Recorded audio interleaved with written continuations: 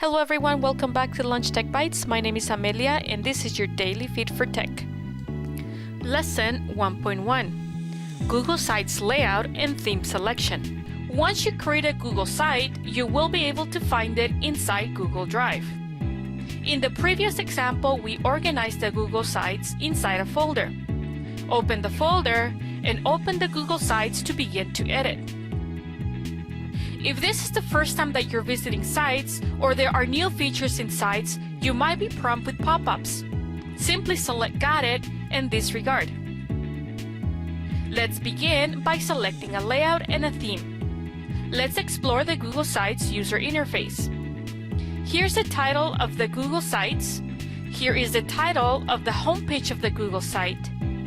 Here you have the undo and redo last action. You can also preview what it looks like on a PC and mobile device. You can copy the link once it's published for your Google site. You can also add collaborators, other students and teachers to help you develop the site. There are more options under the ellipsis.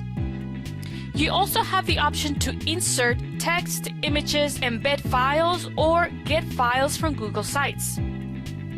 You also have pages and themes. Let's begin by selecting our page layout. Under the layout, select from the thumbnail options. If you do not like the layouts that you have selected, hover your mouse over a layout panel and select Delete the section. In this example, I will select the first option for my layout. I will add a picture and then insert text. Let's view the theme. Here are the various themes for Google Sites. As you select the theme for your Google site, you will see the changes immediately. Begin to change the title.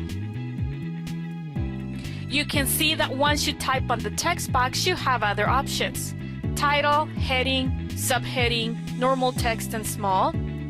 You also have the option to align them.